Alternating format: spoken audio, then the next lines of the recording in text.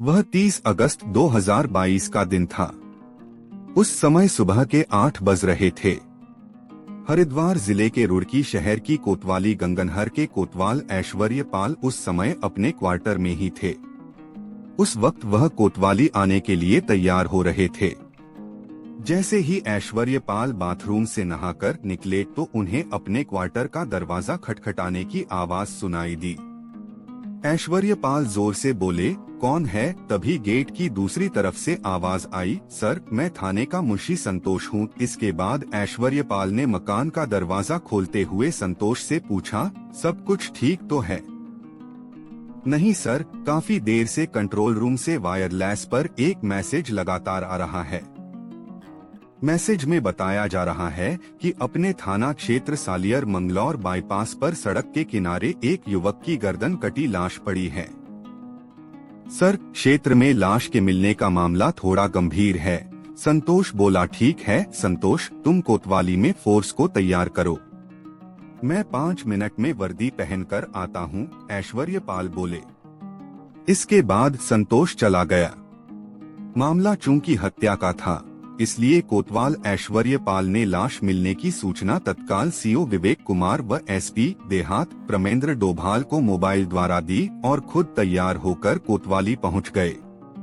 इसके बाद कोतवाल अपने साथ एसएसआई धर्मेंद्र राठी, एसआई पुनीत दसौनी, विक्रम बिष्ट, महिला थानेदार अंशु चौधरी तथा सिपाही इसरार व भूपेंद्र को लेकर घटनास्थल की ओर चल पड़े।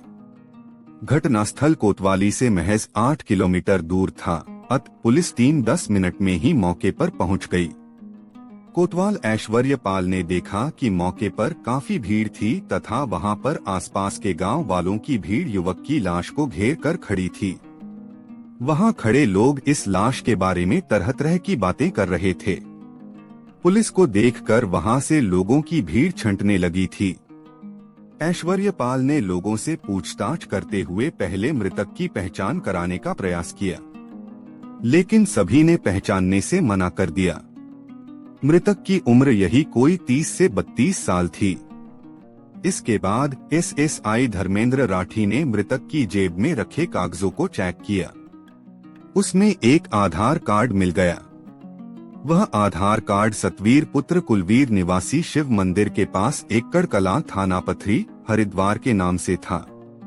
पुलिस ने आधार कार्ड पर प्रिंट फोटो का जब मृतक के चेहरे से मिलान किया तो पाया कि वह आधार कार्ड मृतक का ही था। इसके बाद पुलिस ने मृतक के घर वालों को थाना पथरी के माध्यम से सूचना भिजवाई। अभी पुलिस मौके का निरीक्षण ही कर रही थी, तभी वहां सीओ विवेक कुमार, एसपी देहात प्रमेंद्र डोभाल तथा क्राइम इन्वेस्टिगेशन यूनिट के प्रभारी जहांगीर अली भी पहुंच गए। पहले इन अधिकारियों ने मृतक सतवीर के शव का बारीकी से निरीक्षण किया। मृतक के गले पर धारदार चाकू से रेतने के निशान थे तथा उसके कपड़े खून से तर थे। एसपी देहात डोभाल ने लाश का निरीक्षण करने के बाद पोस्टमार्टम के लिए राजकीय अस्पताल रुड़की भेज दी। कोतवाल ऐश्वर्य पाल को कुछ दिशा निर्देश देने के बाद श्री डोभाल और विवेक कुमार वापस लौट गए। आधे घंटे बाद पुलिस ने सतवीर के शव का पंचनामा भरकर उसे पोस्टमार्टम के लिए राजकीय अस्पताल रुड़की भेज दिया था। दूसरी ओर सीआईयू प्रभारी जहांगीर अली ने आसपास लगे सीसीटीवी कैमरों की फुटेज चेक करनी शुरू कर दी। लगभग 2 घंटे तक काफी मशक्कत करने के बाद पुलिस को जानकारी मिली कि जिस जगह पर सतवीर का शव मिला था वहां रात के समय एक यूपी नंबर की बोलेरो गाड़ी देखी गई थी। उस गाड़ी की जानकारी हासिल करने के लिए पुलिस ने मुजफ्फरनगर की छपार थाने की पुलिस से संपर्क किया था और बहादुराबाद के टोल प्लाजा पर लगे सीसीटीवी कैमरों की फुटेज को भी चेक किया। उस फुटेज में बोलेरो गाड़ी में सतवीर अपने 2 दोस्तों के साथ रुड़की की ओर आता हुआ दिखाई दे रहा था। यह फुटेज देखने के बाद पुलिस ने राहत की सांस ली थी। सतवीर की लाश मिलने की सूचना पाकर उसके पिता कुलवीर, मां, बड़ी बहन व भाई दोपहर 12 बजे राजकीय अस्पताल रुड़की पहुंच गए थे और जैसे ही उन्होंने मोर्चरी में सतवीर के गला कटे शव को देखा था तो फफक कर रो पड़े। सतवीर के घर वालों को बिलखते देखकर वहां खड़े काफी लोगों की आंखों से आंसू छलक पड़े। सतवीर के माँ बाप, बड़ी बहन व भाई का रो रो कर बुरा हाल हो रहा था। उनके रिश्तेदारों ने दुख की इस घड़ी में उन्हें किसी तरह से शांत किया था। इसके बाद कोतवाल ऐश्वर्यपाल ने जब सतवीर के पिता से मामले की जानकारी ली तो उन्होंने बताया कि सतवीर का मुख्य काम एकड़ कला में खेती का था और वह खनन का काम भी करता था। कुछ समय पहले वह पंजाब में भी खनन का काम कर चुका था। सतवीर अपनी पत्नी नवनीत उर्फ नीतू तथा 2 बेटों के साथ खुशहाल जिंदगी जी रहा था। उसकी किसी से कोई दुश्मनी भी नहीं थी। पिछली शाम को सतवीर घर से पैदल ही निकला था।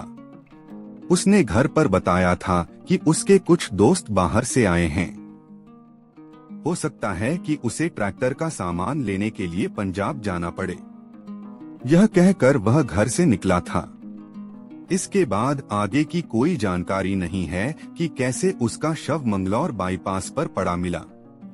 पुलिस ने सतवीर के पिता कुलवीर की तहरीर पर सतवीर की हत्या का मुकदमा अज्ञात हत्यारों के खिलाफ आईपीसी की धारा 302 के तहत दर्ज कर लिया और सीआईयू की टीम के साथ जांच शुरू कर दी थी। शाम को सीआईयू ने बहादुराबाद टोल प्लाजा की रुड़की रोड की वह फुटेज सतवीर के पिता को दिखाई थी, जिसमें Satveer Bolero number UP 12R 8409 में अपने 2 दोस्तों के साथ जा रहा था। कुलवीर ने सतवीर के एक दोस्त को पहचान लिया था।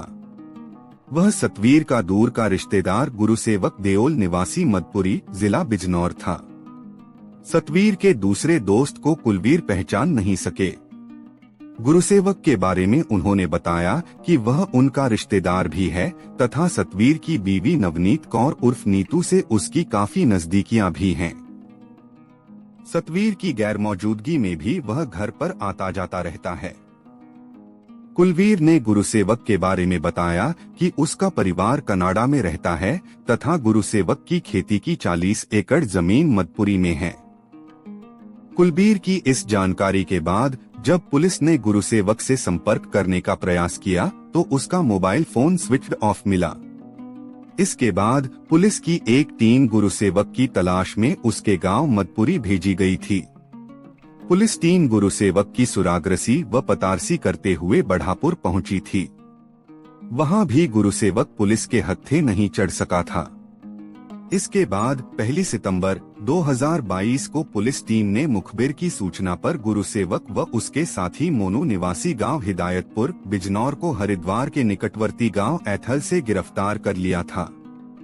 मोनू वही युवक था जिसे पुलिस ने टोल प्लाजा पर सतवीर के साथ कार में जाते हुए देखा था। पुलिस टीम दोनों को लेकर रुड़की आ गई थी। पुलिस ने दोनों से सतवीर की हत्या के बारे में गहन पूछताछ की।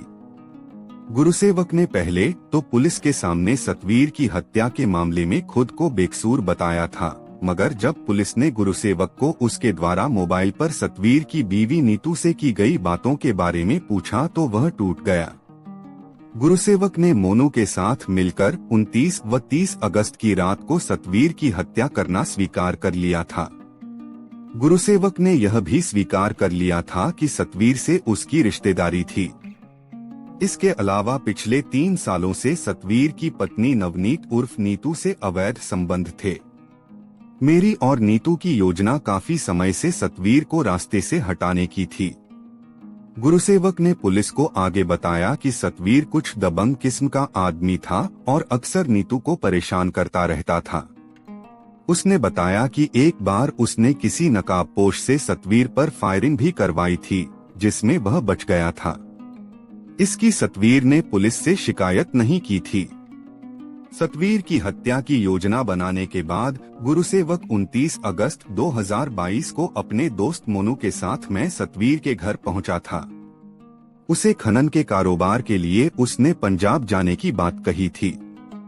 इस बात पर सतवीर उनके साथ चलने के लिए तैयार हो गया था। शाम को वे तीनों बोलेरो कार से एकड़ कला से पंजाब के लिए चल पड़े थे। पहले रास्ते में तीनों ने एक ढाबे पर रुककर शराब पी थी और वहीं खाना भी खाया था। जब सतवीर नशे में धुत हो गया था तो वे तीनों मंगलौर बाईपास की ओर चल पड़े थे। नशे में धुत सतवीर ने उन्हें लघुशंका के लिए गाड़ी रोकने को कहा। जब गाड़ी रुकी तो सतवीर नीचे उतरा। इसी दौरान गुरुसेवक ने अपने पास रखे चाकू से सतवीर का गला रेत दिया। फिर सतवीर को वहीं उसी अवस्था में छोड़कर वे दोनों बोलेरो से वापस अपने घर चले गए थे। मोनू ने भी अपने बयान में गुरुसेवक के इन बयानों की पुष्टि की और सतवीर की हत्या में गुरुसेवक का साथ देने की बात बताई। इसके बाद पुलिस ने सतवीर की पत्नी नवनीत कौर उर्फ नीतू को भी गिरफ्तार कर लिया था। पुलिस की पूछताछ में नीतू ने भी पुलिस के सामने सतवीर की हत्या की योजना में शामिल होने की बात स्वीकार कर ली। 1 सितंबर 2022 को एसपी देहात प्रमेंद्र डोभाल ने कोतवाली गंगनहर में आयोजित प्रेस वार्ता में सतवीर हत्याकांड का मीडिया के सामने खुलासा कर दिया। श्री डोभाल ने इस हत्याकांड को खोलने वाली पुलिस टीम व सीआईयू की टीम की पीठ थपथपाई और उन्हें 2500 रुपए का नकद पुरस्कार देने की भी घोषणा की। सतवीर की पोस्टमार्टम रिपोर्ट में मौत का कारण सांस की नली कटने तथा ज्यादा खून बहना बताया। सतवीर के परिवार में उसके मां, बाप, एक भाई, एक बड़ी बहन तथा पत्नी नीतू सहित 2 बेटे हैं।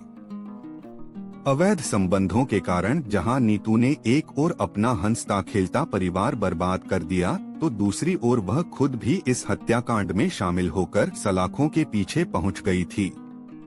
कथा लिखे जाने तक आरोपी गुरुसेवक, मोनू तथा नवनीत कौर उर्फ नीतू रुड़की जेल में बंद थे। कोतवाल ऐश्वर्यपाल द्वारा सतवीर हत्याकांड की विवेचना की जा रही थी। ऐश्वर्यपाल शीघ्र ही इस हत्याकांड की विवेचना पूरी करके तीनों आरोपियों के खिलाफ चार्जशीट अदालत में भेजने की तैयारी कर रहे थे।